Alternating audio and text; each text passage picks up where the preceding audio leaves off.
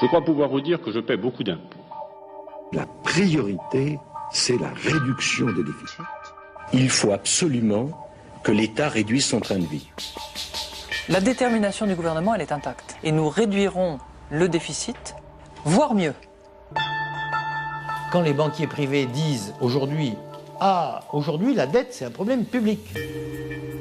Je suis sûr que c'est un problème public. On a absorbé votre dette à vous et le bazar que vous avez fabriqué. On dit si la Société Générale fait faillite, rendez-vous compte. Parce qu'elle a trop prêté à la Grèce. Oui, mais elle a beaucoup gagné d'argent en prêtant à la Grèce. On a donné la responsabilité de la création de l'argent à des acteurs qui ont un intérêt personnel puissant à ce que cet argent soit rare.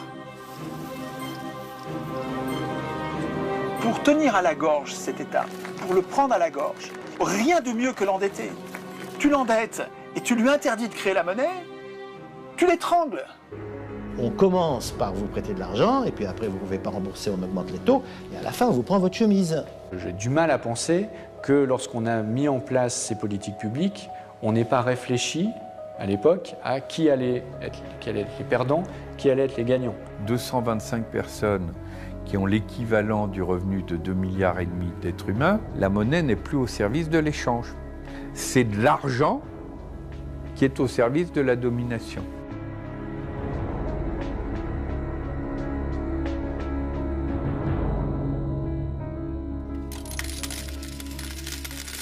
L'argent manque. L'obsession de la dette mine toute politique publique. Il ne s'agit plus de prévoir ni d'organiser, mais d'économiser sou à sou une richesse faite de jetons métalliques, tout droit sortis des banques centrales.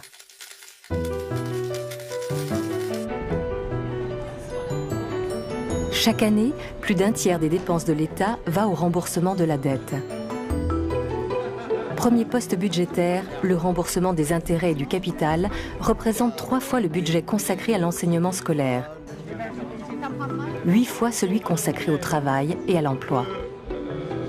Prêter directement aux États, c'est plusieurs centaines de milliards au niveau de l'Europe. Ce qui se passe, c'est qu'il y a trop de monde qui est venu. C'est des simples citoyens. Cette question de la dette qu'ils entendent tous les jours à la télévision les interroge. Il y a un matraquage médiatique et politique sur cette question. Et donc, ils viennent ici pour essayer de comprendre tous ces mécanismes. Je ne vois pas ce qui pourrait m'empêcher de penser que même en situation de crise ultime de l'euro, l'Allemagne n'est pas encore prête à accepter l'intervention massive d'une banque centrale. Je viens ici chercher des informations que je ne trouve pas ou que je ne comprends pas forcément quand ça passe dans les médias. Je veux bien soigner, on va dire, les problèmes au quotidien des personnes pauvres, etc. Mais je veux bien comprendre la cause, les causes qui conduisent à ça, quoi. Aujourd'hui, la question de la dette, utilisée par les pouvoirs en place au niveau mondial et en particulier européen, elle sert à la mise en place de politiques d'austérité. Mais pour démontrer cela, il faut qu'on démontre aussi comment a été constituée la dette, de quoi aujourd'hui elle est constituée, et quelles sont les alternatives possibles à ce système-là. Le mécanisme de la dette, il est produit par 2 phénomènes. D'un côté, l'essentiel de la création monétaire devient privé et avec intérêt, alors qu'on avait une création monétaire publique et sans intérêt. Et le deuxième phénomène, ce sont les exonérations d'impôts. Bon. Alors, qu'est-ce qui se passe ? Par exemple, la Cour des comptes a mis en évidence dans un pays comme la France qu'il y avait eu 100 milliards d'exonérations fiscales de toute nature au cours, par exemple, des 10 dernières années. Qui bénéficie de ces exonérations fiscales ? Les catégories les plus riches. Avec ce revenu supplémentaire, elles vont pouvoir prêter, et notamment prêter aux États.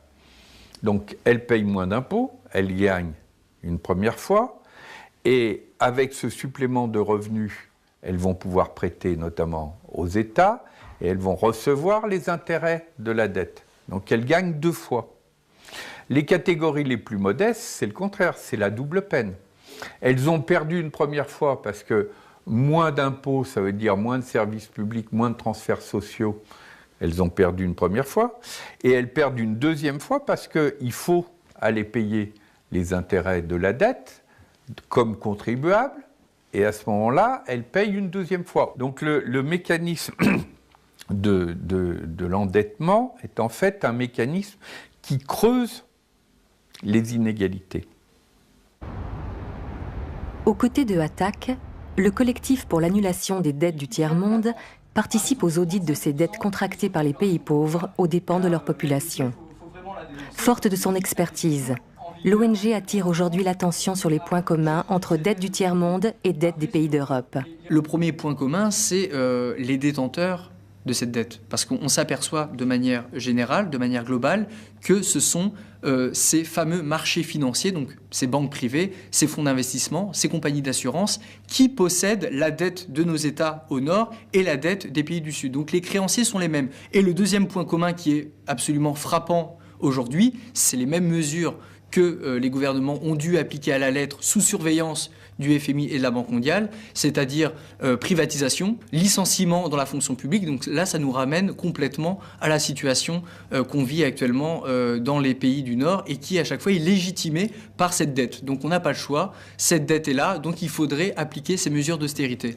Donc voilà, il faut s'interroger sur la validité de cette dette, la légitimité. À qui a-t-elle profité? Est-ce qu'elle a profité à la population, à l'intérêt général? Si ça n'a pas été le cas, c'est une dette illégitime qui doit donc être mise en cause, en d'autres termes, qui ne doit pas être payée par la population.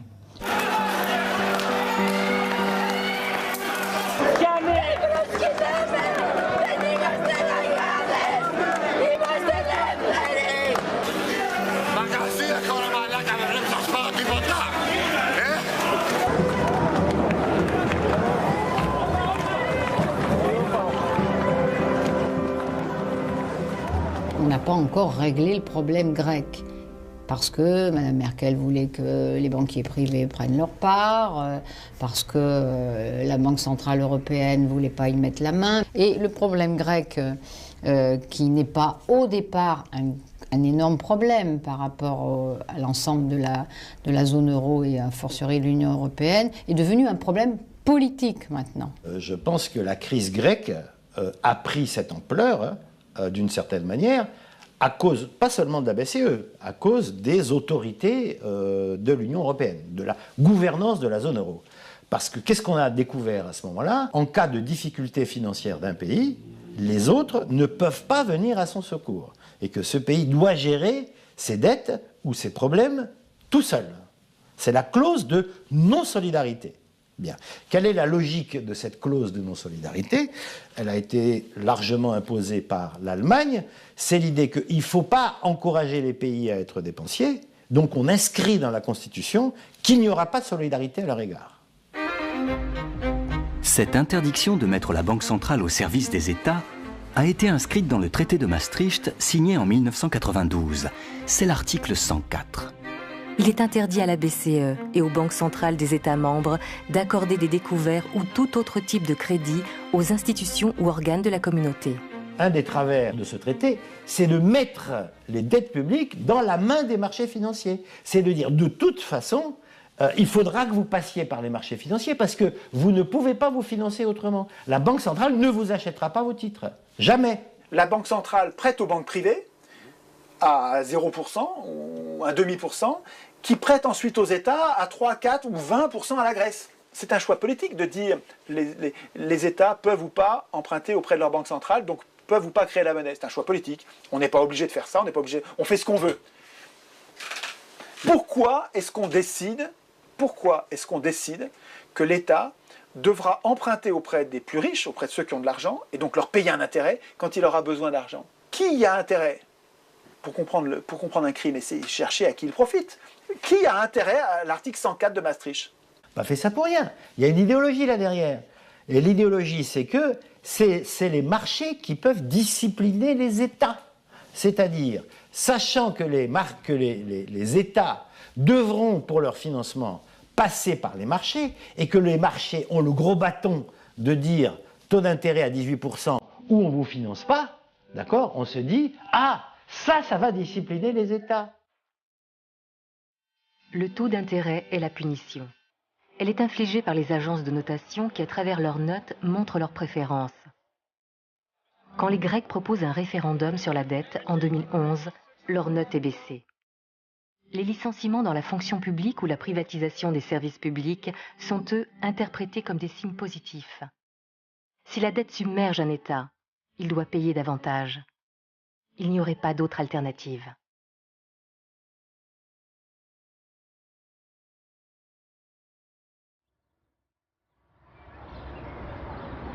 En Grèce, 600 ans avant Jésus-Christ, le législateur Solon interdit de réduire un citoyen en esclavage s'il ne peut payer sa dette.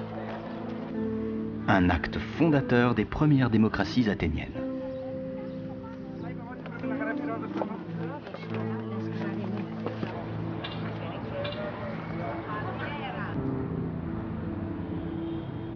Dominique Hollard travaille au cabinet des médailles à Paris.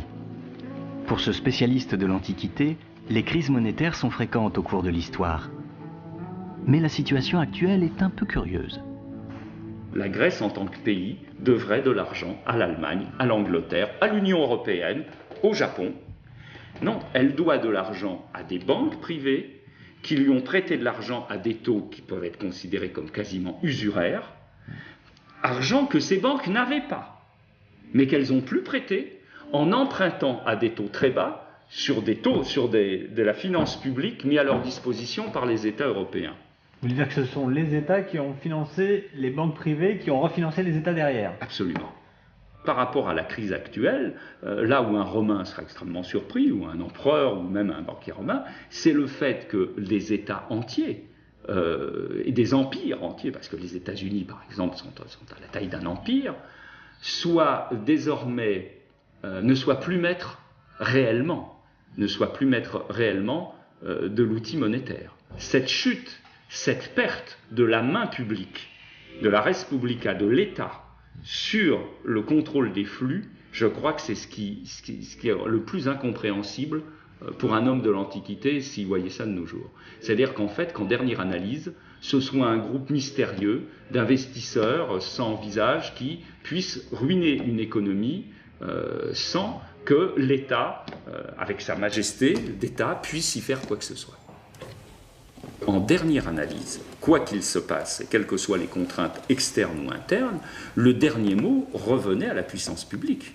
Et je vous ai amené là deux monnaies qui parlent du même événement. Ce sont de très belles monnaies de bronze, des sesterces, mais alors noires parce qu'elles se sont oxydées. Au départ, ce sont des monnaies aussi jaunes que nos pièces de 50 centimes d'euros, à l'origine, leur vraie couleur. Des pièces de l'empereur Hadrien, bien connues. Et l'empereur Hadrien a, parmi d'autres empereurs de la période, il n'est pas le seul, fait des remises fiscales. Et sur les scènes que vous voyez là, vous voyez un licteur, c'est-à-dire un officier public représentant l'autorité de l'État, qui met le feu avec une torche à une pile de papier, de rouleaux, qui sont en fait les dettes, qui sont les registres d'endettement, puisque toute dette était évidemment enregistrée, les dettes vis-à-vis de l'État d'un certain nombre de particuliers de communautés.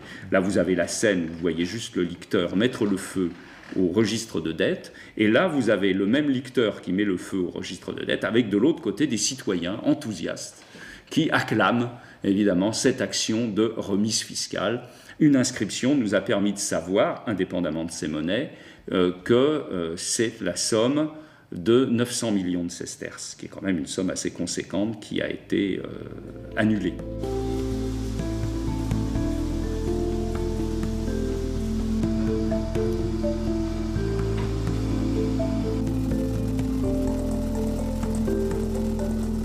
Pourquoi les banques centrales sont-elles autonomes? Parce que la grande frayeur de tout le monde, des investisseurs, on connaît la nature humaine, c'est que quand l'État a à sa disposition la planche à billets, il a tendance à la faire fonctionner. C'est très clairement éviter les dérives inflationnistes. La Banque centrale européenne est là pour contrôler que l'euro, comme monnaie, ne glisse pas dans un processus inflationniste. Si, lorsque la Banque centrale se met à émettre beaucoup d'argent, c'est-à-dire qu'il y a beaucoup de liquidités dans le système, ça veut dire qu'à partir de là, les banques peuvent distribuer elles-mêmes et créer elles-mêmes beaucoup de monnaie. Et donc les Allemands disent, si vous créez beaucoup de monnaie, Si la Banque centrale crée beaucoup de monnaie et que ça permet aux banques de distribuer beaucoup de crédits, eh bien, les gens vont se mettre à acheter en veux-tu, en voilà tout style de produits. Et du fait que cette demande va être extrêmement forte, ça va faire monter les prix. Et une fois que vous avez commencé à faire monter les prix, les syndicats vont dire les prix montent et pas mes salaires. Donc il faut que vous augmentiez les salaires. Donc on rentre dans un cercle vicieux d'augmentation immaîtrisée de l'inflation. Et ça, c'est une crainte allemande qui joue beaucoup, hein. Mais qui est complètement irraisonnée aujourd'hui.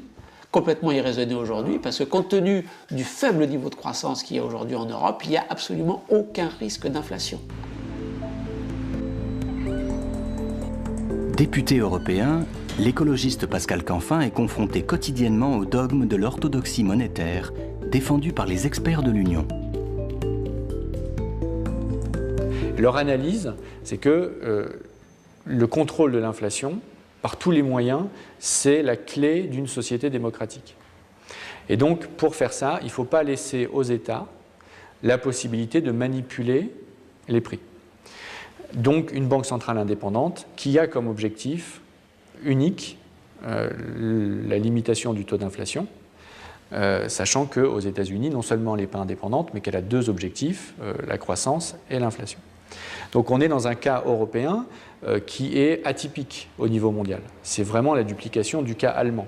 On a petit à petit privé les États des différents outils qui étaient à leur disposition pour contrôler, contribuer, co-gérer la création monétaire, pour en faire quelque chose qui relève exclusivement du dialogue, en quelque sorte, entre les banques privées et un seul acteur indépendant, statutairement, des États, qui est la Banque centrale européenne. Elle est en Allemagne, c'est pas un hasard, elle a été voulue avec ces statuts-là par les Allemands, ce n'est pas un hasard, c'est le spectre de la grande inflation des années 20, la République de Weimar, où du soir au matin, ou plutôt du matin au soir, quand vous sortiez de votre travail après une journée de travail, le niveau général des prix avait pu doubler dans la journée.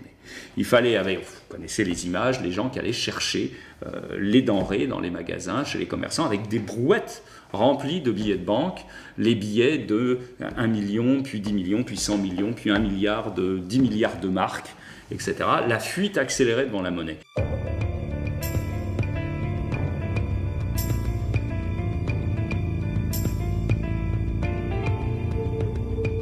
Ça a été un traumatisme là, majeur pour l'Allemagne, parce qu'ils ont lié ça, alors qu'il n'y a pas de lien direct, après, avec la suite de la grande crise, puis la guerre et l'économie de guerre, et du coup, l'orthodoxie budgétaire et l'orthodoxie monétaire, ne pas faire trop de monnaie et ne pas laisser les prix déraper, est une volonté politique absolue de l'Allemagne qu'elle a imposée à tous ses partenaires dans l'euro.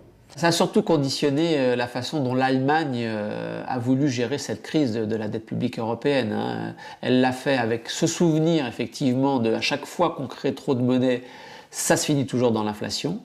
Elle l'a fait aussi avec le souvenir de la façon dont l'Allemagne s'est reconstruite après la Seconde Guerre mondiale, avec ce qu'on appelle l'ordolibéralisme, c'est-à-dire un libéralisme qui doit respecter des règles extrêmement précises. Et une fois qu'on a les règles, on les respecte toujours. Et entre cette crainte du fait que toute intervention de banque centrale va se terminer affreusement dans l'inflation, et de l'autre côté le fait qu'une fois qu'on a une règle, on la respecte scrupuleusement, eh bien ça a conduit l'Allemagne à imposer au reste de l'Europe, et en relais avec Nicolas Sarkozy en France, à dire que, la Banque centrale européenne ne devait pas aider les États au moment de leur crise de dette, et que deux, les États s'étaient engagés lors de la construction de la monnaie unique à maîtriser leur déficit et leur dette publique, et donc la seule façon de s'en sortir quand on a une crise, c'est de faire de la vertu budgétaire généralisée.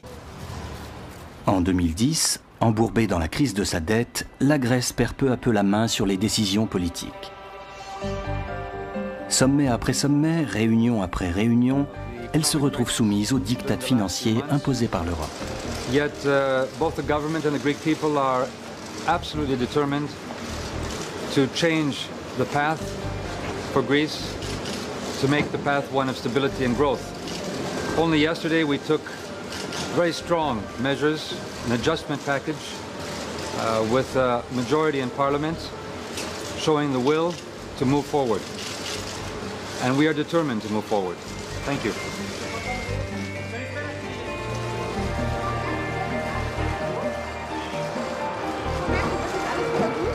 Guten Tag. Also ich freue mich erst einmal, dass wir heute im Deutschen Bundestag, im Bundesrat und jetzt auch vom Bundespräsidenten unterzeichnet, das Hilfspaket für Griechenland beschlossen haben. Die Griechen selber haben ein sehr anspruchsvolles Programm auch beschlossen und ich glaube, auf dieser Grundlage haben wir einen wichtigen Beitrag zur Sicherung der Stabilität des Euro insgesamt geleistet. À l'inverse des autres banques centrales, les gouverneurs de la Banque centrale européenne s'obstinent à refuser de financer directement les États. Les marchés en déduisent un possible défaut des États de la zone euro, puisque la BCE refuse de jouer les garants en cas de problème. Les taux d'intérêt demandés à la Grèce grimpent en flèche. La BCE vient de créer les conditions idéales pour une spéculation sans limite sur la dette des États de l'Union. Vous achetez des contrats à terme, donc en fait vous achetez... Voilà, Philippe Murer est un ancien des salles de marché. Il s'est aujourd'hui reconverti dans l'enseignement, où il explique les mécanismes sous-jacents à la crise. Le cuivre, puis le coton, le sucre, Oui, le sucre, le riz, et voilà, et en un clic, boum, vous avez traité quoi. Et donc vous voyez, pour travailler sur de la dette italienne, si vous voulez travailler sur de la dette italienne, donc là j'ai mis combien? J'ai mis 1 milliard, il me faut une marge de 34 millions d'euros. Vous pouvez travailler, investir 1 milliard d'euros en n'en ayant que 3%. Il vous suffit de 3% de cet argent pour investir. Donc vous pouvez manipuler avec peu d'argent, manipuler les marchés, travailler les marchés de façon complètement excessive. L'État italien n'a pas le droit d'emprunter, mais vous, en tant que spéculateur, si vous travaillez en tant que spéculateur sur la dette italienne, vous avez le droit d'emprunter. Et au bout d'un moment, quand les taux d'intérêt deviennent trop importants, sur l'Italie, on a frôlé le cas grec. Quand les taux d'intérêt montent à un niveau trop important, ça devient autoréalisateur, puisque la dette est importante et en plus vous payez très cher. Donc c'est fini, vous ne pourrez jamais rembourser. Il faut quand même comprendre que dans les marchés, la dette des États est normalement un taux sans risque. Moi j'ai beaucoup de problèmes d'ailleurs. Tous les livres sur les marchés financiers vous parlent de la dette d'État comme un taux sans risque. J'ai un vrai problème pour enseigner à la Sorbonne mes cours de finance, puisqu'on parle tout le temps de taux sans risque. Ce n'est plus un taux sans risque, puisqu'on voit que les États peuvent faire faillite. Maintenant, le taux sans risque n'existe plus. Plus personne n'a de taux sans risque. Les États sont-ils le dernier joujou à la mode des marchés financiers? En faisant tomber cette barrière ultime qu'est la confiance dans l'État, plus aucune valeur n'est jugée sans risque. Et le risque, c'est le moteur de la finance. Le risque d'une faillite de la Grèce va doper les taux d'intérêt auxquels le pays emprunte. Pour les emprunts à 5 ans, ils passent de 4% en juillet 2008 à 15% en juillet 2010, puis 20% un an plus tard pour atteindre aujourd'hui 28%. Ce risque génère de nouveaux contrats d'assurance, comme les CDS qui viennent s'ajouter à la liste des produits spéculatifs. Chaque nouveau risque est comme un nouveau terrain de jeu pour les traders. Tant qu'on n'a pas, d'une part, créé un contre-pouvoir en matière de société civile, et tant qu'on n'a pas fait des réformes structurelles sur les marchés financiers, par exemple pour dire vous ne pouvez pas assurer un risque que vous n'avez pas, pour dire si vous êtes une banque et que vous financez un fonds spéculatif, à ce moment-là, vous ne pouvez pas avoir la garantie des États, etc. Un certain nombre de mesures structurelles, on est finalement dans un système financier qui n'a pas suffisamment changé par rapport aux dérives des années 2000. Sur les 3200 milliards de dollars qui s'échangeaient quotidiennement sur les marchés financiers avant la faillite de Lehman Brothers en 2008, sur ces 3200 milliards, 97,3% exactement, ne correspondait pas à des biens et des services réels. C'était de l'économie spéculative qui tournait sur elle-même. Wall Street, c'est-à-dire New York, a versé à ses traders, managers, etc., 140 milliards de dollars pour une année, pour quelques milliers de personnes, sous forme de bonus, dividendes. C'est la moitié de la dette grecque.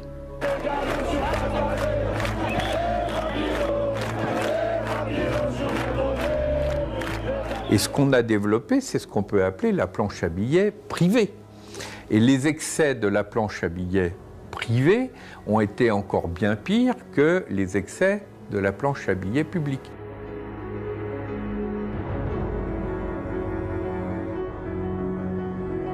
On a prêté 500 milliards d'euros aux banques à 1% à 3 ans en décembre, la Banque centrale européenne. La Banque centrale européenne reprête 500 milliards d'euros aux banques a priori fin février. Et tout ça aurait pu être investi dans des projets rentables pour l'Europe et surtout qui permettent de la croissance et qui permettent aux gens de se sortir du chômage. La planche à billets, en réalité, tourne à plein régime. Depuis le lancement de l'euro, la masse monétaire a augmenté 4 fois plus vite que le PIB de la zone euro. Mais cet argent, même s'il est escorté par les États, n'est plus la monnaie de l'État. Le choix de financer les banques privées plutôt que les États ne choque pas les économistes les plus orthodoxes. Dans les médias, rares sont ceux qui s'aventurent à mettre en cause ce dogme néolibéral. L'économiste Bernard Maris est une exception dans ce petit monde des experts. Ok, on y va, nous. Hein. Allez-y au boulot, là. Pas là pour rigoler. Merci, Bernadette. Chroniqueur à Charlie Hebdo et à la radio, il plaide résolument pour une intervention des banques en faveur des États. À tous. Il y a Bernard Maris, l'encadreur de personnalité. Le samedi matin, il vient faire à France Inter le portrait d'une personnalité sous forme de devinette, sans compromis. Alors le problème du travail, c'est la graisse. Il faut dégraisser. Vous voyez, alors au Maroc, les gens sont maigres, je les paye 240 € par mois et ils sont contents. Qu'est-ce que vous préférez, gagner 240 € par mois ou vous noyer en essayant d'atteindre les côtes espagnoles? Donc j'arrive au Maroc, je parle couramment arabe et brésilien, anglais bien sûr, et japonais, et j'aime les peuples. Et je suis Alexandra. Alors, on n'a parlé que de vous cette semaine. Carlos Ghosn, le PDG de Renault. The killer himself. En décembre 2011, le nouveau président du Sénat, le socialiste Jean-Pierre Bel, nomme Bernard Maris conseiller général de la Banque de France. Bernard Maris est désormais au cœur de la forteresse. Une bonne partie, hein, petit chelem contrée vulnérable. Par quel mécanisme les banques privées fabriquent-elles de la monnaie? Elles le fabriquent elles-mêmes avec l'autorisation de la Banque centrale. C'est-à-dire que si par exemple, vous avez vous achetez un immeuble qui vaut, je sais pas moi, 500 000 €, eh bien la banque va fabriquer 500 000 € à partir de rien. Alors, vous me direz, elle ne fabrique pas 500 000 € de billets. Si, elle fabrique 500 000 € de billets qu'elle peut vous donner. Sauf que c'est une écriture, parce que vous n'allez pas chercher pour payer votre immeuble 500 000 € en billets. Vous le paierez par chèque. Donc ce sera, mais c'est la même chose. Si vous vouliez le payer en billets, elle vous donnerait 500 000 € en billets qu'elle irait demander à la Banque centrale. Parce qu'elle dit, voilà, j'ai une créance sur monsieur qui vaut 500 000 €, qu'est-ce que vous me donnez en échange? Et la Banque centrale dit, je vous donne 500 000 € en billets. Sauf que comme ces billets, ils ne sont jamais demandés, ça circule sous forme d'écriture. Mais c'est bien de la créer. Il faut bien comprendre ça. Quand on a compris ça, on a tout compris la monnaie. C'est que la banque fabrique à partir de rien de l'argent. C'est le métier de banquier. La banque crée ex nihilo de l'argent. Ça, c'est quelque chose qui est très difficile à comprendre. Pour créer de l'argent, une limite est toutefois posée aux banques commerciales. Elles doivent déposer à la Banque centrale une partie de leurs avoirs qui agit comme garantie. Contre 1 € déposé en garantie à la Banque centrale, les banques ont l'autorisation de créer 9 € supplémentaires. Le livret d'un client à 10 000 € permet à la banque de créer 90 000 €. La multiplication du crédit est sans limite, mais elle est détenue par une banque centrale qui ne prête pas aux États. La création de monnaie grâce au crédit passera exclusivement par les banques privées. Quand vous venez chercher de l'argent, la banque l'a pas. Vous dites, je voudrais emprunter 1 million, ok, il n'y a pas de problème, la banque ne l'a pas, elle va vous les créer. Elle va écrire dans un compte, je vous les dois, et vous me les devez. Et c'est équilibré, puisque la banque crée 2 dettes. Elle crée une dette qui dit, moi banque, je dois ce million, pour vous achetiez votre maison, je vous dois 1 million, ça c'est la monnaie, qui va circuler d'une banque à l'autre. Et de l'autre côté de son bilan, elle écrit, et vous me les devez. Voilà, c'est ça la création. C'est aussi simple que ça. La banque, quand vous venez la voir, n'a pas la monnaie, et elle crée 2 dettes, la sienne tout de suite, et la vôtre plus tard. C'est ça la monnaie. Et quand vous remboursez cette monnaie, à chaque fois que vous remboursez, les 2 dettes disparaissent et à la fin du remboursement, la monnaie a disparu. C'est enfantin. Face à la crise de la dette, le débat public s'intéresse de plus en plus au rôle que les banques centrales pourraient tenir dans le financement des États. Dans ces salons du quartier de l'Opéra, la Banque de France organise un colloque autour de cette question extrêmement sensible qui a toujours divisé les économistes. C'est vrai qu'aujourd'hui, on a cette chose assez paradoxale, c'est qu'on crée de la monnaie massivement pour l'économie, à travers les banques, et donc en fait on fait du crédit à des taux proches de 0 aux banques, qui elles-mêmes vont reprêter à des taux positifs, de sorte qu'en quelque sorte on subventionne les banques directement, alors que les États qui ont bien besoin de ça sont obligés d'emprunter à des taux sensiblement plus élevés. Et ce paradoxe-là n'est pas résolu.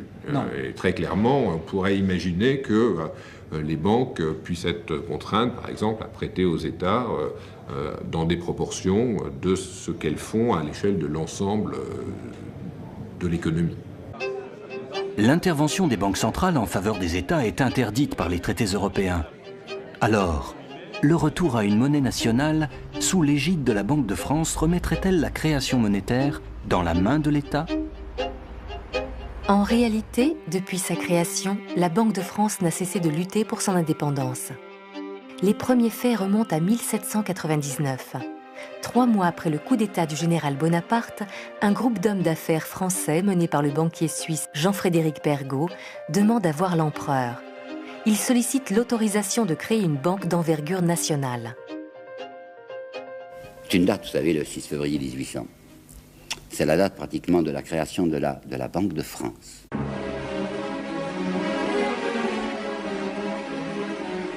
Le 6 février, M. Pergaud s'amène avec un plan. C'est tout écrit, là, va lire une déclaration à Bonaparte, et voici les termes principaux de cette déclaration. Libre par sa création, qui n'appartient qu'à des particuliers. La banque que je propose de créer, écoutez bien, ne négociera avec le gouvernement que lorsqu'elle y rencontrera ses convenances et le complément de ses sûretés. Néanmoins, cette banque s'appellera la Banque de France, mais elle ne sera à aucun degré une banque gouvernementale. Est-ce que vous avez compris? C'est une entreprise strictement privée. C'est un groupe d'hommes d'affaires qui vient demander à Bonaparte, parce qu'il est le chef de la France, le droit de mettre une étiquette fallacieuse sur leur maison. On mettra Banque de France pour faire croire à la clientèle c'est une banque au service de la France, alors que ça sera simplement leurs intérêts privés, mais comme il y aura Banque de France, vraisemblablement les capitaux afflueront. C'est le 6 que Pergaud fait cette proposition assez inouïe à Bonaparte. Le 13 février, Bonaparte acquiesce. La Banque de France est ainsi officiellement créée sur cette ambiguïté. Public ou privé, le mélange des genres est consommé.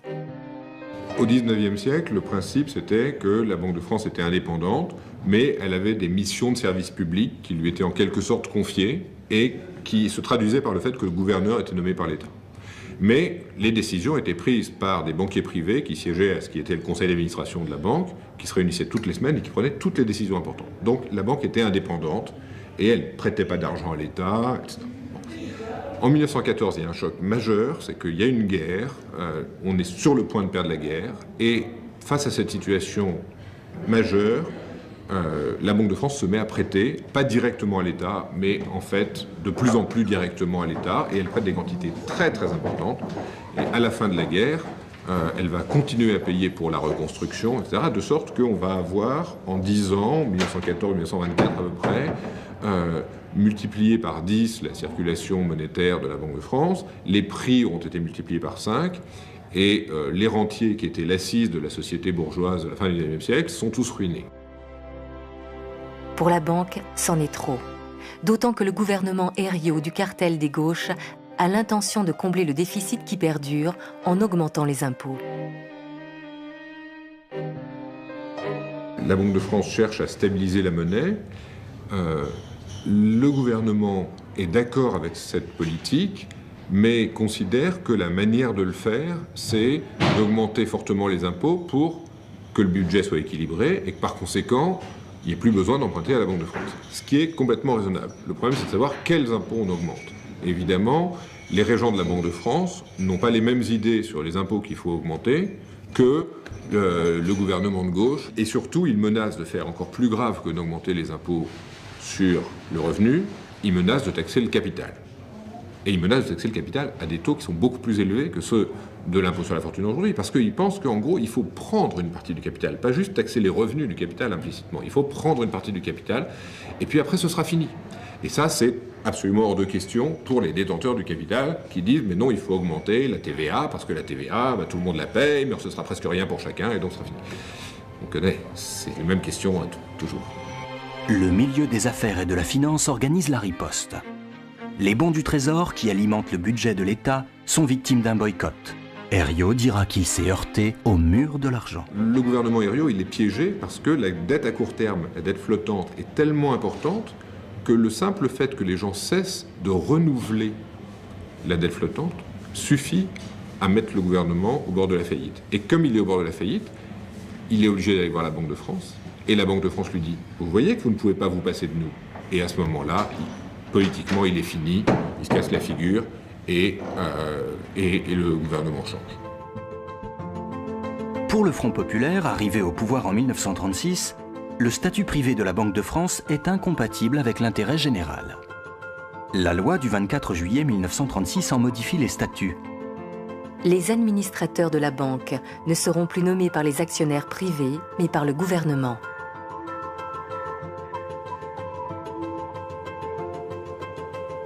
Les gens s'interrogent sur l'utilité d'un contrôle par l'État du développement de l'économie. Et prendre le contrôle de la monnaie, c'est évidemment considéré comme la première étape pour pouvoir faire ça. Et c'est ce qui va se faire en France en 1936, mais surtout en 1945, et qui va être continué quand même pendant toutes les années 40-50. Il y a le plan, qui est une grande institution, avec des instructions sur les activités à financer, les activités dans lesquelles il faut investir. L'investissement est financé par des institutions de financement à long terme, mais en dernier recours, quand il n'y a plus assez d'épargne et qu'on veut quand même faire l'investissement, eh bien on porte ça à la Banque de France, et c'est la Banque de France qui finance. Laure Kenwell-Corr, chercheuse au CNRS, connaît bien cette période où la banque est mise au service de l'État. C'est la glorieuse époque du Trésor public, dont les anciens bureaux se trouvaient dans les bâtiments du Louvre jusqu'en 1989. C'est-à-dire qu'on considère que les dépenses publiques de l'État, les dépenses d'investissement, vont permettre de réamorcer la pompe de la croissance. Par exemple, l'État finance des grands travaux de bâtiments et de travaux publics, etc. Donc par là, ça réamorce la croissance. C'est tout simple, hein, c'est les dépenses d'investissement. Et il y a également le dépôt des correspondants. Alors ça, c'est une innovation française, c'est-à-dire que vous avez la Caisse nationale de crédit agricole, les entreprises nationalisées comme la SNCF ou EDF, qui sont obligées de déposer leurs fonds au Trésor. Les comptes chèques postaux aussi déposent leurs fonds au Trésor. Tout ça fait une espèce de trésorerie formidable au Trésor qui peut donc financer et dépenser au nom de l'État. C'était considéré comme un système qui marchait bien, hein, qui a financé la croissance. Hein. Et c'était le cas ou pas au final? Bien sûr, on avait 5% de croissance par an à l'époque, hein, pendant 30 ans. Avec le circuit du Trésor public, l'État contourne la Banque de France pour créer sa propre trésorerie et couvrir ses dépenses budgétaires. La recette marche plutôt bien. La France connaît les 30 glorieuses. Donc c'est du financement de l'activité économique, et c'est pour ça que ça ne crée pas beaucoup d'inflation, mais c'est un financement de l'activité économique dans une activité économique qui est assez largement dirigée par l'État. Et ça, c'est aussi une chose qui ne plaît pas beaucoup aux libéraux. Et donc, dans la vague de grandes réformes libérales qui commence dans les années 70 et surtout au début des années 80 en France, on va insister pour remettre la Banque centrale à sa place, sous indépendance complète, de manière à ce qu'elle ne risque pas de se mettre au service de l'État, que ce soit en le finançant directement ou en finançant ses programmes. En 1972, les statuts de la banque sont rediscutés devant le Parlement. Contrairement à ce qu'on leur fait souvent dire, ces nouveaux statuts ne mettent pas fin aux avances gratuites que la banque fait à l'État, mais ils en compliquent l'accès. Le contexte international va faire le reste. Sous l'impulsion de Ronald Reagan et de Margaret Thatcher, la finance est dérégulée. Les frontières de l'argent s'évanouissent dans les années 80. Peu à peu, l'État, fortement encouragé par la Banque de France elle-même, se tourne vers les marchés internationaux de capitaux pour financer son déficit. Qui fait ça? Qui demande ça? C'est pas vous, c'est pas moi, c'est pas les fonctionnaires. C'est les créanciers qui demandent ça. Parce qu'ils ont peur que si l'État met trop d'argent en circulation, il y ait de l'inflation, et que l'inflation a un effet immédiat, c'est que l'inflation ruine les rentiers et les créanciers. Donc, le lobby qu'on va appeler rentiers, créanciers, tous les gens qui ont de l'argent, les gens qui ont des patrimoines, les gens qui, etc., ne veulent pas qu'il y ait d'inflation. Pour eux, la valeur de l'argent est absolument essentielle. Et l'économie, c'est une bagarre des créanciers et des débiteurs. Tantôt, c'est les débiteurs qui gagnent. Les débiteurs, c'est les salariés et les entrepreneurs. Donc, eux, ils ont intérêt à ce que l'argent se dévalue. Ils ont intérêt à ce que la banque soit contrôlée par l'État. Ils ont intérêt à ce qu'il y ait beaucoup de liquidités qui circulent. Ils ont intérêt à ce que les taux d'intérêt soient faibles. Et à partir de là, comme eux, ils se sont des débiteurs, leurs emprunts, ils les remboursent vite. Les autres, les petits propriétaires, ceux qui ont des patrimoines, ceux qui ont placé de l'argent, les rentiers, les gros propriétaires, etc., ils ont intérêt exactement inverse. En 1981, la gauche remporte les élections en France. Pour honorer le programme de relance qu'elle a promis, elle a besoin du concours de la banque. Nouveau bras de fer entre les services du Trésor public et le gouverneur de la Banque de France. On a un gouverneur de la Banque de France, Renaud de la Jeunnière, qui a une grande proximité, qui a été nommé par Valéry Giscard d'Estaing, qui a une grande proximité personnelle et idéologique, disons, avec le pouvoir sortant, et qui n'accepte pas la politique mise en œuvre par les socialistes à leur arrivée au pouvoir. Il faut bien comprendre que la politique que tentent de mettre en place les socialistes lorsqu'ils arrivent au pouvoir, elle est à contre-courant de ce qui est le courant Reagano-Thatcherien, on va dire, de la politique mise en œuvre aux États-Unis et en Grande-Bretagne, mais surtout de la politique mise en œuvre par certains des influents partenaires européens de la France, notamment de l'Allemagne. Et c'est aussi cet argument de la construction européenne que François Mitterrand et les socialistes vont utiliser en 82-83, lorsque va avoir lieu ce fameux tournant de la rigueur, cette réorientation de la politique économique menée par la France. C'est l'argument européen qui va servir à justifier ce que certains ont pu percevoir comme un revirement, voire comme un reniement. La construction européenne va reléguer la Banque de France au second plan, sous le contrôle de la Banque centrale européenne, qui fédère toutes les banques centrales de l'Union. Mais l'objectif reste le même. Indépendance maximum à l'égard du pouvoir politique. En quelque sorte, il y avait l'idée qu'il fallait sortir les États du jeu, sortir la puissance publique du jeu, en faisant une banque centrale indépendante d'un côté, des banques privées, de fait, indépendantes des États de l'autre. Alors évidemment, on pourrait dire, aujourd'hui, malgré tout, on est dans une situation particulière, les États sont en grande difficulté, et en particulier parce qu'ils ont sauvé une grande partie de l'économie privée de la crise, et il faudrait bien quand même qu'il y ait quelque chose comme un retour du balancier pour les sauver. Et là, la protection des banques centrales, c'est de dire, mais levez des impôts si vous voulez, nous, on n'a pas à financer ça par la création monétaire. Alors évidemment, les mêmes qui d'un côté disent, quand on est banquiers centraux, on ne va pas créer de monnaie, de l'autre côté, ils disent on ne peut pas lever les impôts parce que ce serait très mauvais pour la concurrence internationale. Donc c'est compliqué, hein, on voit bien qu'il y a aussi des intérêts de groupe, voire de classe, qui sont derrière ça, mais la doctrine monétaire, elle reste très établie, alors qu'en fait on ne sait pas quelle est la quantité de monnaie qu'on pourrait créer, combien on pourrait faire de crédit avant que l'inflation réellement émerge.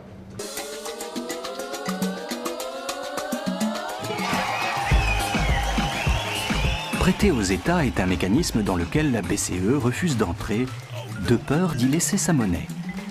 L'argent ne doit pas perdre de sa valeur, autrement dit, pas d'inflation. Toute sa politique monétaire tient dans ce concept. Sauf qu'aujourd'hui, ils sont un peu pris à leur propre piège parce que finalement, l'inflation telle qu'elle est définie dans le mandat de la BCE, c'est l'inflation des prix à la consommation, c'est-à-dire les prix des biens qu'on achète tous les jours. Il y a des autres prix qui sont le prix des actifs, c'est-à-dire non pas le flux, les biens qu'on consomme, mais le stock de patrimoine, et donc essentiellement les actifs financiers et les actifs immobiliers. Et quand on regarde, depuis qu'on a l'euro, l'évolution du prix de ces actifs financiers et l'évolution du prix de l'immobilier, on a une explosion de l'inflation. La grande majorité de la création monétaire s'est faite pour alimenter des marchés immobiliers et des marchés financiers qui ont généré énormément d'inflation. La bourse devrait s'effondrer et elle ne s'effondre pas. Pourquoi? Parce que les milliers de milliards, vous les mettez là, dans ce monde de riches, où vous poussez les prix à la hausse, parce que vous injectez du pouvoir d'achat, vous êtes en train, avec le même argent, notre argent à nous, qui nous sert, qui est si précieux, qui devrait garder de la valeur, vous êtes en train de l'injecter dans des marchés financiers pour maintenir en survie, en respiration artificielle, des cours de bourse qui devraient s'effondrer, des richesses de banquiers qui devraient s'effondrer, ces gens-là devraient être ruinés, vous leur donnez de l'argent, l'inflation, vous la voyez là, c'est l'inflation des actifs. En réalité, l'indépendance de la BCE n'a pas empêché l'inflation des produits convoités par les banques et les marchés, sur lesquels ils investissent massivement leur pouvoir de création monétaire.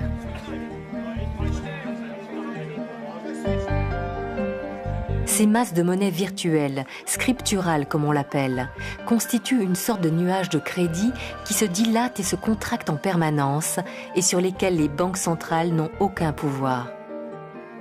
Une fois que la BCE prête de l'argent à une banque privée, à Société Générale, à BNP Paribas, elle n'a plus aucun contrôle, ni sur le taux auquel cette banque va prêter, ni sur ce qu'elle aurait fait comme prêt. Le pouvoir de création monétaire des banques est tel qu'il parasite le circuit de l'argent dans l'économie réelle. De véritables tsunamis de monnaie fondent sur des secteurs entiers de l'économie et font monter les prix. Café, pétrole, immobilier, céréales. L'argent cherche à faire de l'argent. Dans les années passées, là, juste après la crise, la banque Morgan n'a pas perdu de plume. Dans les subprimes, ils ont vu venir le truc, ils se sont retirés avant, ils n'ont pas perdu de plume. Donc ils avaient un cash colossal. Et les cours de toutes les actions qui baissent, ça sent le roussi gravement. Et ils se sont mis à acheter toutes les matières premières du monde. Le cuivre, les métaux précieux, le blé, le maïs, tous les produits agricoles. Ils se sont mis à acheter toutes les matières premières. Mais attends, acheter toutes les matières, ça fait une demande qui n'est pas une demande normale, c'est une demande de spéculation, ça. Et c'est une demande qui vient gonfler. En gonflant la demande, vous faites le mécanisme dont on parlait tout à l'heure, vous créez une rareté qui fait augmenter les prix. Et ça tombe bien, c'est ça sur quoi ils parient. Ils parient effectivement que les prix vont en monter, et comme c'est eux qui achètent et que les prix augmentent après qu'ils aient acheté, ils s'enrichissent en affamant des millions de personnes. C'est-à-dire que tous ceux qui pouvaient juste se nourrir, ils y arrivaient à peine. Avec le prix donné du blé ou du maïs ou du riz dans les différents coins du monde. Tous ces gens-là, pour qui le riz ou le blé devient plus cher, mais c'est juste, ça devient inaccessible. Et ils ne meurent pas aussitôt, juste ils mangent moitié moins de riz alors qu'ils ne pouvaient pas manger moins de riz. Donc ils commencent à crever de faim. Et crever de faim, ça prend des semaines de torture. Ils sont en train de mourir de faim là. Ils sont en train de mourir de faim parce que les banquiers, parce que Morgan a décidé que, effectivement, là c'est vraiment le moment d'acheter, c'est ça qui va manquer au monde. Donc c'est ça qu'il faut qu'on ait acheté. De toute façon, on a du cash. Il faut qu'on l'utilise ce cash. Enfin, je veux dire, là on a un problème. Où est-ce qu'on peut le mettre? Un endroit où c'est sûr, ça va monter, ça ne va pas baisser.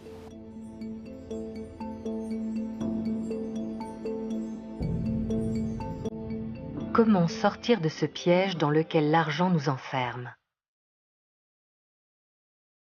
La question n'est pas nouvelle. Après la crise de 29, le député Jacques Duboin s'étonne de ces crises à répétition dans un monde où progrès techniques et scientifiques rendent l'abondance possible. Sa fille Marie-Louise Duboin a conservé toutes ses archives. Elle écrit et continue de militer pour que l'argent redevienne un bien commun.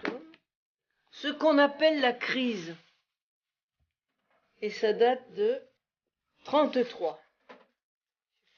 Dans son essai « Coule ahuri, la misère dans l'abondance », Jacques Duboin a dressé le portrait d'une France plongée dans une crise paradoxale. Voilà Coule ahuri tout seul et le sous-titre « Ou la misère dans l'abondance ». Coup débarque en France avec l'ordre, la mission que lui a confié son père d'aller voir quel cataclysme s'est abattu sur la France pour que tout d'un coup il y ait tellement de chômeurs, des gens qui n'ont rien à manger. Est-ce que les champs ont été détruits? Est-ce qu'il n'y a plus de vaches? Il n'y a plus de blé? Qu'est-ce qu'il y a? Alors coup il débarque, il va voir les gens, il voit une France merveilleuse, des champs verts, des prés, il questionne les gens, il voit justement, entre autres dans l'histoire, il voit un paysan, il lui dit « Alors, comment ça va ?»« Bof, mal, dit le paysan. »« Pourquoi ? Vous avez pas... »« Oh, mais au contraire, on a produit beaucoup trop, on a beaucoup trop de blé. » Alors qu'il dit « Si vous avez du blé, c'est formidable, vous allez pouvoir faire du pain, vous allez nous... » Ahuri, lui, il traite d'ahuri. Bien sûr que non, si j'ai trop de blé, il va pas se vendre, moi j'aurai rien. Donc il faut détruire du blé pour que j'ai de l'argent. Dans son livre « La grande révolution qui vient », Jacques Duboin écrivait « Au prix d'efforts surhumains, les hommes ont réussi à obliger l'énergie qui dort dans la nature à faire naître l'abondance. Et ils n'ont rien eu de plus pressé que de lui déclarer la guerre afin de ressusciter cette bienfaisante rareté qui permet de gagner de l'argent. Comment peut-il y avoir surproduction alors que des milliers de familles continuent de manquer du nécessaire ? L'argent, tel qu'il est aujourd'hui créé par les banques, est-il encore le meilleur moyen de répartir les richesses de nos sociétés ? Ces considérations n'ont rien perdu de leur actualité. Pour Marie-Louise Duboin, notre système de création monétaire n'est pas adapté aux besoins de nos sociétés.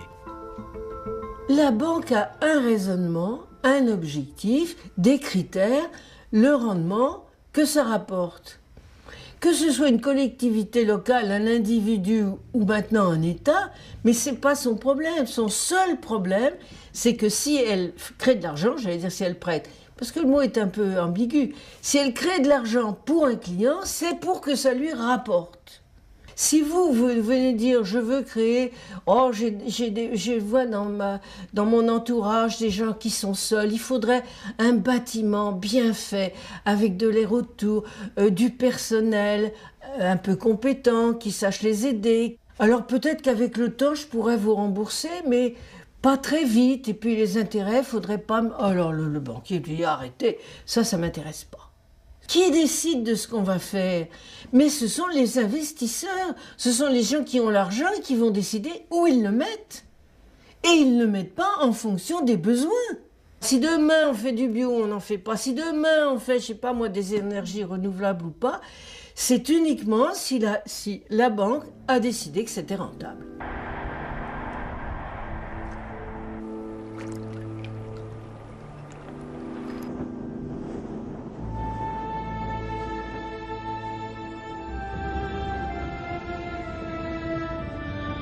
L'enjeu dans lequel on est, donc maintenant, c'est est-ce que, à l'occasion de cette crise majeure de l'histoire du capitalisme, on va être à même de mettre fin à cette économie de confiscation, donc de re-réglementer la finance, de refaire qu'une banque, ça sert à faire du crédit à des particuliers, à des entreprises pour qu'elles investissent et pas spéculer avec l'argent des particuliers. Bon. Est-ce qu'on va être capable de rétablir une économie normale, ou bien est-ce que cette économie de confiscation va se poursuivre par d'autres moyens? Voilà, c'est ça l'enjeu du moment actuel. C'est ça l'enjeu du moment actuel. Parce que l'autre choix dont on n'a pas parlé, c'est on ne paye pas. Face à la crise de 2008, un seul pays d'Europe a refusé de payer pour les banques.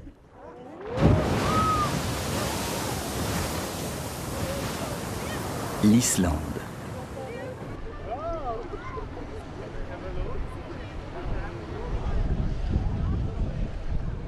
C'est une île, donc les gens se connaissent, etc. Ils partagent des histoires ensemble, ils sont là l'hiver, ensemble, pas seulement l'été, quand les touristes viennent les voir, et c'est petit, bien. Donc, profitant de cette particularité-là, ils ont une attitude absolument magnifique, magnifique. Ça veut dire qu'ils sont allés dans les banques et ils ont dit, hop, on sort les actifs domestiques, donc les avoirs des Islandais, voilà.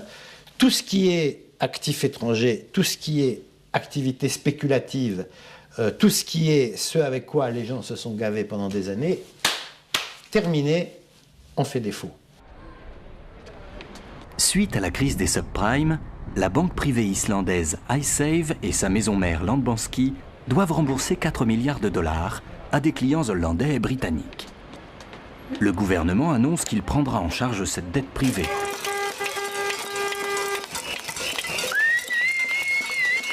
Face à cet engagement qui menace de plonger le pays dans la récession, la population s'indigne et encercle le Parlement nuit et jour pendant des semaines.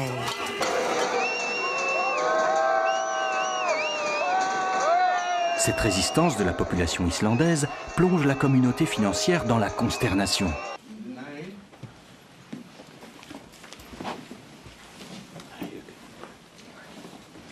On prédit à l'Islande la sanction des marchés et la récession si elle s'obstine à ne pas payer. L'affaire iSafe tombe plutôt mal, alors même que le pays est en train de remettre officiellement sa demande d'adhésion à l'Union. La Commission est en train de préparer son opinion sur la demande d'adhésion de l'Islande. Et dans ce contexte, des questions comme par exemple le cas iSafe, mais aussi toutes les questions relatives au contrôle des capitaux seront analysées de très près. La pression exercée était « on ne peut pas vous garantir que vous rentrerez, mais si vous ne commencez pas par payer, les négociations vont vraiment mal se passer ». Les Anglais ont utilisé une loi antiterroriste qui a été émise après 2001 et qui devait être utilisée uniquement contre Ben Laden ou la Corée du Nord. Et elle a été utilisée contre une banque islandaise, sachant que les liens historiques d'amitié, de culture, d'histoire entre l'Islande et l'Angleterre. L'Islande, c'est le pays des Vikings. Ils ont occupé l'Angleterre 36 fois. Il y a des dynasties entières anglaises qui ont des origines vikings dans la nuit des temps. Bah non, ça a mis un sérieux coup de froid. Oui, ça a mis un sérieux coup de froid. Les Islandais refusent le chantage. Ils se donnent rendez-vous devant la maison du président. Au petit matin, ils arrivent de toute l'île pour lui demander d'organiser un référendum sur le remboursement de la dette.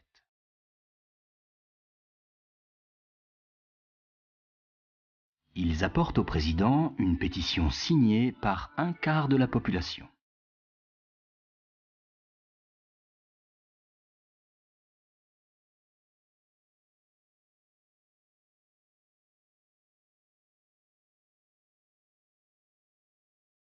Face à cette mobilisation, le président islandais accepte d'organiser le référendum.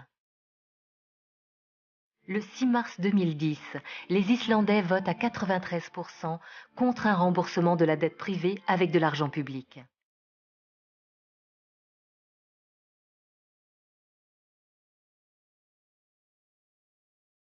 Ce qui s'est passé en Islande, c'est ça qui est normal. C'était une dette privée de banquiers privés vis-à-vis de banques privées. On ne peut pas payer, on fait faillite. Et donc celui qui a prêté indûment subit. Je veux dire, la situation dans laquelle on met l'État responsable d'une dette privée est totalement anormale. L'enfer prédit aux Islandais ne se révèle pas si terrible. Au bout de 2 ans, le pays renoue avec la croissance. Un rétablissement plutôt rapide. Comme les choses vont mieux, une partie des actifs se valorise et reprennent de la valeur. Donc ce qui était totalement impensable à un moment, payer ces 4 milliards, le devient maintenant parce que les choses allant mieux, les actifs de Landbanski prennent de la valeur et donc ils peuvent imaginer payer 4 milliards et éviter une crise majeure.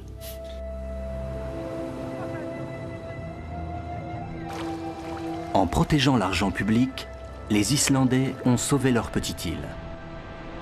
Cette expérience, peu commentée dans les médias, a débouché sur le projet d'une nouvelle constitution qui protégerait l'État des dérives de la finance.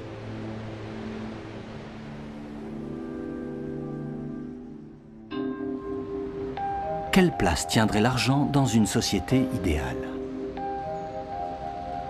C'est sans doute avec un brin de provocation que Pierre Robbat et sa compagnie de théâtre La Tribouille vont jouer une pièce intitulée Le radeau de la monnaie dans les murs de l'ancienne bourse de Paris. Oh, tu vois un peu ? La Tribouille veut utiliser les décors pour faire réfléchir les spectateurs sur ce qu'est réellement l'argent et débloquer les imaginaires. C'est le tableau des cotations, enfin l'ancien tableau des cotations. Ce qui est marrant d'imaginer, c'est que des gens ici ont paniqué et ont été à un moment donné dans des moments d'euphorie totale, en regardant des chiffres et en regardant des noms de sociétés. Ce qui motive souvent les marchés, ce sont des émotions.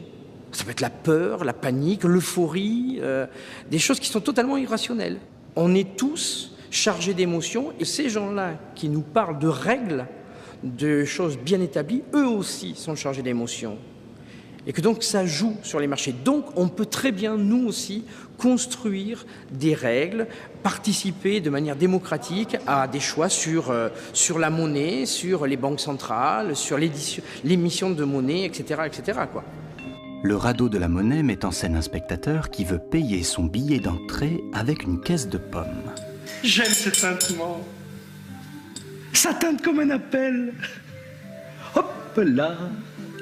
Bon, hey, on échange les pommes contre un billet et puis voilà. Mais non, mais tu inventes une convertibilité qui n'existe pas.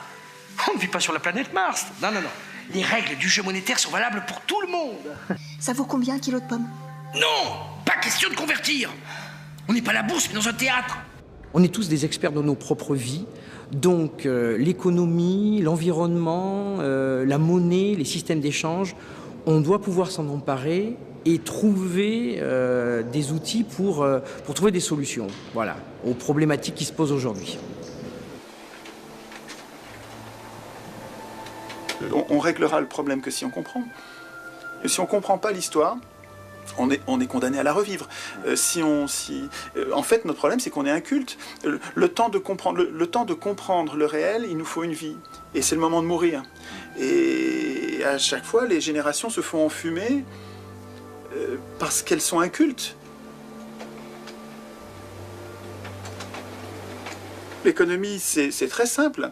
En tout cas, ce qui est important est très simple. Ce qui est compliqué n'a pas d'importance. Ce qui est compliqué, en fait, très souvent, soit ce sont des jeux de spécialistes qui se perdent dans leur complexité, et tant mieux pour eux, c'est leur problème, soit ce sont des écrans de fumée qui servent à nous distraire de l'essentiel pour que nous ayons l'impression que seuls des experts peuvent maîtriser, et donc pour nous tenir à l'écart. Mais ce qui est important en économie et en droit est simple.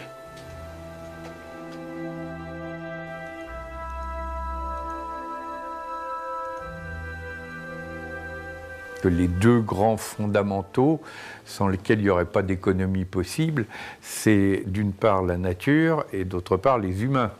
C'est la loi de la palisse.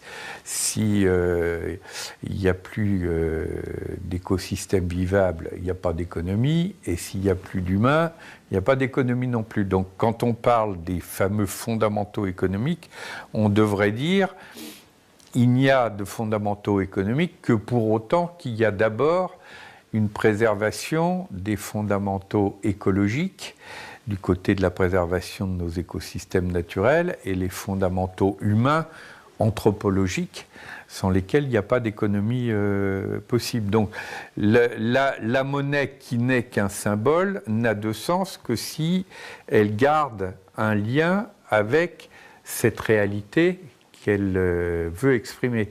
Si la monnaie n'a plus aucun lien, ou si ce lien est complètement déformé, non seulement elle ne préserve pas ses fondamentaux écologiques et humains, mais elle a même tendance à les détruire. Le système s'est tellement appuyé sur les banques, a tellement remis les décisions essentielles dont je parlais tout à l'heure, dans la création monétaire, pour développer une branche ou une autre. Ils ont tellement remis ça aux banques qu'ils se disent, aujourd'hui, si les banques pouvaient plus, mais qu'est-ce qu'on ferait? Il faudrait qu'on décide nous-mêmes. Il faudrait qu'on prenne nos responsabilités. Mais alors peut-être on nous ferait des reproches, tandis que là, c'est pas notre faute, c'est le système. Là, on ne peut pas nier aujourd'hui que c'est un échec total. Enfin, je veux dire, le système financier dans lequel on est un échec total, sauf pour quelques-uns. Alors, est-ce qu'un système qui privilégie quelques-uns et laisse sur le bord de la route de plus en plus de gens est une réussite? Moi, je dis que c'est un grave problème pour nos sociétés. Certains trouvent qu'il suffit d'aménager simplement un peu la chose et puis ça ira un peu mieux, quoi. Mais ça, c'est des choix qu'on a à faire, nous. Choisissez votre banque. Vous avez besoin d'une banque dans laquelle vous allez déposer votre argent, soit pour de l'épargne, soit du compte courant. Vous n'êtes pas obligé de choisir la banque qui est la plus présente dans les paradis fiscaux, qui verse le plus de bonus à des traders, qui finance des fonds spéculatifs. Vous n'êtes pas obligé de faire ça. Vous avez la liberté en tant que citoyen de choisir l'institution financière à laquelle vous faites confiance et où votre argent va être utilisé à des finalités qui sont ou pas en phase avec vos valeurs. Il faut, pour avoir un peu de temps, passer les 2 heures nécessaires à changer les prélèvements, etc. qu'on a fait. Mais est-ce que la responsabilité citoyenne, l'exercice de son pouvoir citoyen, c'est pas de passer ces 2 heures, de se poser la question et ensuite d'agir? Changer de banque suffira-t-il à faire changer la banque? Combien de crises financières privées deviendront-elles encore publiques, générant des dettes infinies? Combien de faillites seront-elles encore nécessaires pour que l'argent redevienne le bien public qu'il devrait être?